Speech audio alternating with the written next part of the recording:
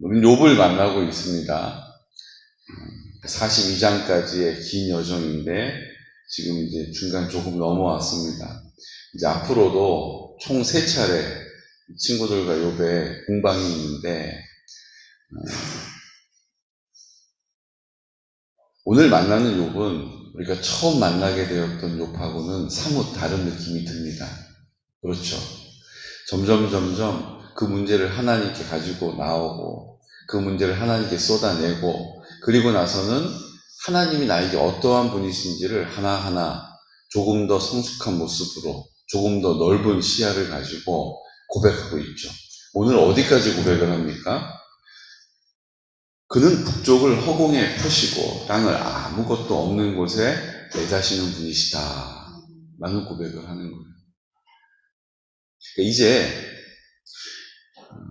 물을 빽빽한 구름에 싸시나 그 밑에 구름이 찢어지지 아니하느니라. 하나님 그렇게 하실 수 있다는 거죠. 그는 보름 달을 가리시고 자기의 구름을 그 위에 펴시며 달과 구름을 운행하시는 분이시라는 고백입니다. 수면의 경계를 그으시니 빛과 어둠이 함께 끝나는 곳이니라. 그가 꾸짖으신 즉 하늘 기둥이 흔들리며 놀라느니라. 이 하늘 기둥이라는 표현이 주목할 만한데요. 이 하늘 기둥이라는 말은 우주를 가리키는 이스라엘 사람들의 표현이었어요. 그러니까 우주가 뭐예요? 하늘의 기둥과 같이 솟아 있어서 우리가 보여지는 하늘이 있고 그 기둥이 끝쭉 쭉 따라 올라가면 그 너머에도 궁창이 있는 거잖아요. 그러니까 거기가 우주인 것입니다.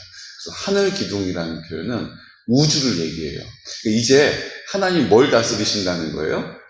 우주를 다스리신다는 고백을 지금 욥이 아주 기특하게 하고 있는 것입니다. 그는 능력으로 바다를 잔잔하게 하시며 지혜로 라합을 깨뜨리시며 능력으로 바다를 잔잔하게 하신다. 바다도 다스리신다는 거예요. 온 천하 만상을 하나님이 다스리신다는 것입니다. 지혜로 라합을 깨뜨리신다.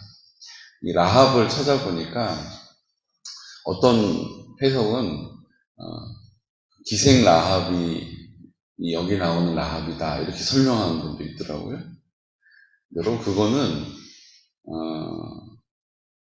말씀을 그냥 단편적으로 읽으면 일어날 수 있는 오류예요.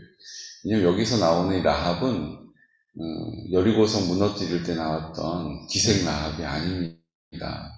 이 라합이라는 단어 자체가 의미가 있는 그 라합이라는 이름 자체가 갖고 있는 뜻이 있어요.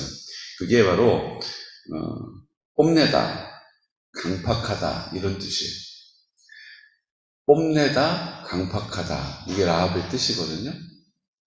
라합이라는 말 자체가 갖고 있는 의미는 모든 악의 상징이죠.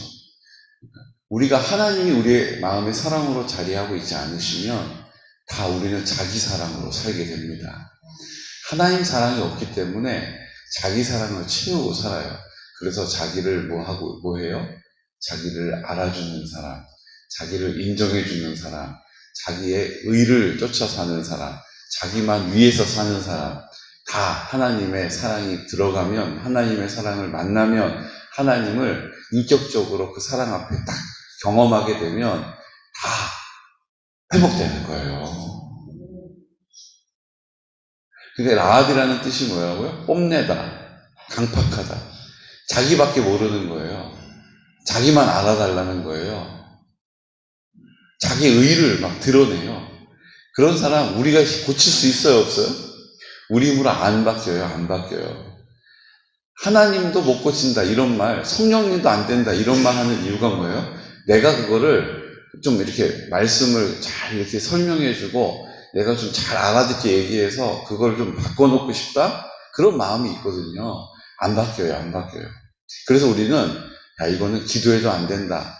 사람 안 바뀌는 건 정말 교회 다녀도 안 바뀐다. 이런 얘기를 우리가 한다니까요, 우리가.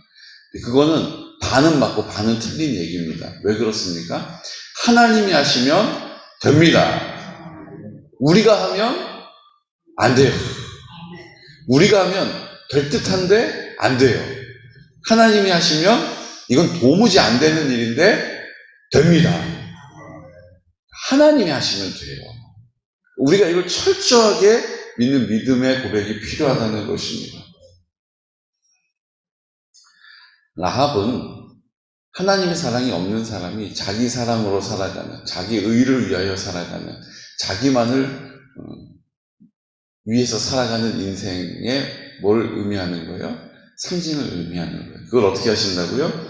지혜로 라합을 깨뜨려 버리신다는 거예요.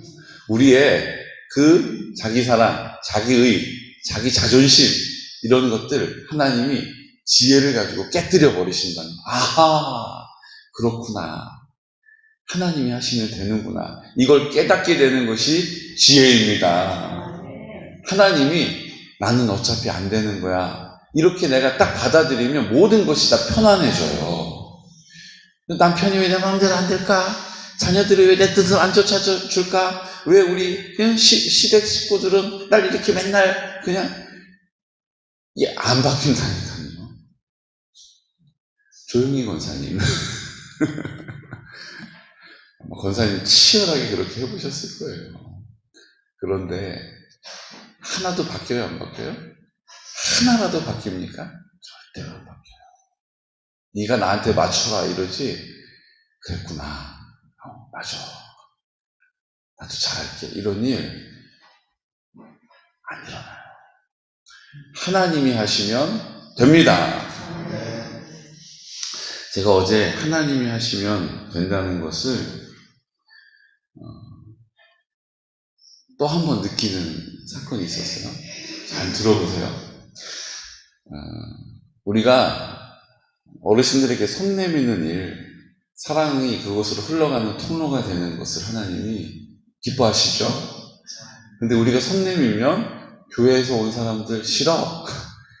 교회에서 온 사람들 오지 마. 이제 이렇게 하시잖아요. 그것 때문에 세바퀴 평생학습 마을이 시작된 것이고, 우리가 전도를 위해서 이거보다 더 근본적인 하나님의 사랑이 우리를 통하여 흘러갈 때에 하나님이 하시기 때문에 우리가 그 통로가 필요한 거죠. 그게 이제 세바퀴 평생학습 마을을 우리에게 주신 것이라고 우리 고백합니다. 그리고 더 지혜롭게 그걸 놓고 막 우리는 우리의 관심은 하나밖에 없어. 그리고 막 교회 어떻게 나오게 하실까? 이게 아니고 하나님의 사랑이 흘러가면 하나님의 음성이 들리고 하나님의 형상이 보이고 하나님의 마음이 그 마음에 흘러가게 되는 것입니다. 그렇게 이제 지금까지 이렇게 왔잖아요. 그리고 지역에 계신 분들 우리가 만나고 저한테 주셨던 마음이 하나 있어요. 뭐냐면 개곤 중학교 학생들 또 우리 군부대가 있잖아요. 그리고 지역에 계신 분들이 계시니까 이 분들이 그냥 가서 봉사활동하고 봉사시간 받고 그냥 가서 하루 봉사해드리고 아유 그래도 나도 그래도 사랑굿이라면 산다 이러고 그냥 의미 부여하는 것 말고 그 한 어르신을 우리가 진짜 촘촘하게 중학교 졸업할 때까지 딱 결연을 하는 거죠. 제대할 때까지 그 한 어르신을 놓고 또 지역에 계신 그 한 분이 그 한 어르신 책임지는 거예요. 그래서 봉사를 가고 봉사 시간을 학교에서 주고 군인들에게는 면사무소에서 봉사 시간을 주고 또 그 일을 통해서 그냥 일만 하는 게 아니라 어르신들의 일대기를 들어드리고 그거를 영상으로 좀 만들어가지고 이렇게 어르신들 후손들에게 선물로도 주고 이걸 전시도 하고 이런 거를 하면 좋겠다 그랬거든요.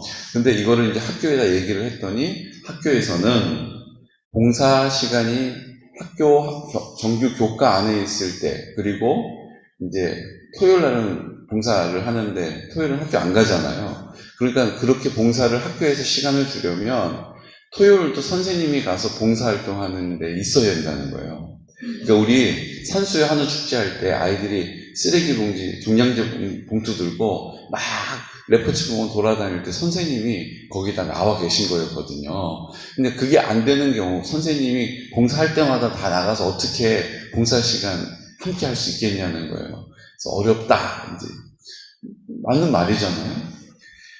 대신에 학부모가 가면은 그건 인정해준다. 이렇게 된 거예요. 근데 학부모들이 시간이 어디 있어요? 아이들 데리고 봉사 나와 있을 시간이 여의치가 않고. 그러니까 이것도 저것도 어렵게 된 거죠. 그렇게 한 2년이 지금 흘렀거든요. 근데 지금 제가 어제 양평군 명예사회복지위원으로 어제 위촉됐어요. 어제 군수님이 와가지고 위촉장을 저한테 주시고 가셨어요. 그렇다고 뭐 제가 뭐 감투 쓴 게 아니라 개군면에 100명이 넘고요. 양평군에는 1000명이 넘어요. 어쨌든 저는 그거 생각도 못 했는데 행복돌봄협의회라는 게 있거든요. 저희 세바퀴 대표니까 거기 이제 가입이 되어 있고 회비도 3만원씩 내요. 1년에 6만원 내요. 반년에 3만원. 근데 이제 그 직함 때문에 받은 거예요. 명예공무원. 저도 명예공무원입니다. 저도 공무원 됐어요. 자, 이제 결론. 어제 그 명예공무원이 중요한 게 아니고요. 그 명예공무원 받는 자리에 교육이 있어요. 그 교육에서 뭘 하느냐 하면 3년 동안 개군면에 복지를 계획하고 주민들이 예산도 짜고 주민들이 사업을 준비하는 그런 모임이에요. 그 모임에서 제가 이 아이디어를 막 말했거든요. 어제 그게 채택이 된 거예요. 그래서 이제 3년 동안 제가 이 얘기했던 중학교, 군부대 군인들, 또 주민들 이렇게 한 팀을 이뤄서 한 어르신을 그 어르신 돌아가실 때까지, 중학교 졸업할 때까지, 제대할 때까지 모시고 돌보고 살피는 일을 이제 시작할 수 있게 됐습니다. 그러니까 이제 2년 전에 이리저리 해봤는데 군부대에서는 도와주겠다고 하셨어요. 뭐 저희랑 친하잖아요. 그리고 이제 나머지 중학교에서는 그런 문제 때문에 그 문제를 어떻게 해결할 수 있을까. 그래서 뭐 자율동아리로 만들면 가능하다. 뭐 학교에서도 도와주시려고 했는데 뚜렷한 방법이 없었고, 주민들도 이제 참여해야 되는데 주민들도 그렇게 쉽게 참여하기가 안 되잖아요. 근데 어제 이제 적십자회 회장님하고 새마을회 회장님하고 너무 좋아하시더라고요. 그래서 막 나 목사님 제일 먼저 그거 할 거라고 막 이렇게 얘기하시고, 이제 주민들도 함께 할 수 있는 뭐가 생겼어요? 자리가 마련된 거예요. 그래서 그 일을 하나님이 할 수 있게, 온맘 방문 요양센터도 하나님이 할 수 있게, 이 일들이 지금 중학교하고 또 어르신들하고 같이 버무려져서 복음이 사랑이 흘러갈 수 있는 일들을 하나님이 때가 되니까 이렇게 만들어 가시는 줄로 믿습니다. 그러니까 이 모든 일들이 제가 이렇게 하면 좋겠다 그러고 기도하면서 진행을 하는데 안 되더라고요. 근데 이제 2년이 지나서 되더라고요.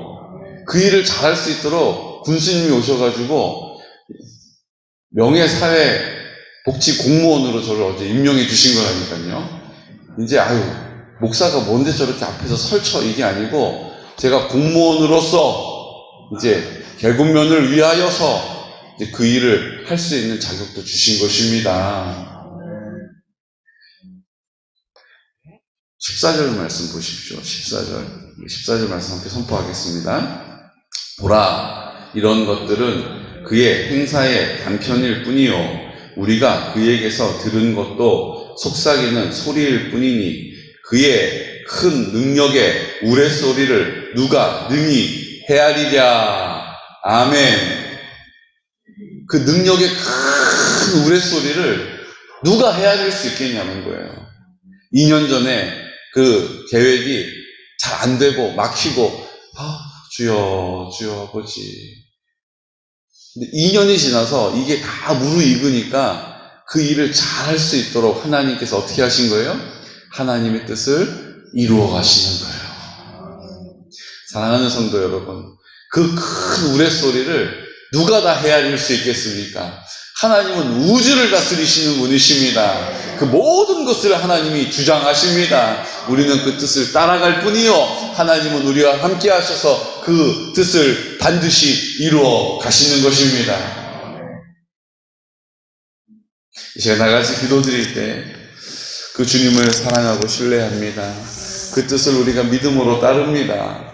주님의 때에 주님의 방법으로 주님은 선하게 일하심을 우리 보게 하시니 감사합니다. 듣게 하시니 감사합니다. 말하게 하시니 감사합니다. 하나님의 은혜와 영광을 잘 드러내는 공동체로 우리를 사용하여 주시고, 성결한 다음 세대를 세우는 일들로도, 어르신들에게 복음을 전하는 일들로도 하나님의 영광을 잘 드러내게 하여 주시며, 하나님, 우리 공동체 안에 연로하신 어르신들과 환우들을 놓고 기도하고 있습니다. 그 이름 불러 기도할 때에 성령께서 앞서 행하시고 그 사랑을 드러내 주시옵소서. 우리 방문요양센터, 온만 방문요양센터를 주님이 사용하시고 복 주셔서 하나님의 뜻을 온전히 받들어 감당할 수 있는데 부족함이 없도록 채우시고 흔들어 넘치게 하여 주시옵소서. 우리 모든 일들을 놓고 우리 하나님 아버지 앞에 간구하여 기도하는 자리, 하나님께서 그 모든 일들 가운데 하나님의 영광을 나타내 주시옵소서라고 이 시간 나사렛 예수 그리스도 이름으로 선포하면서 기도드리겠습니다. 주여, 주여, 주여.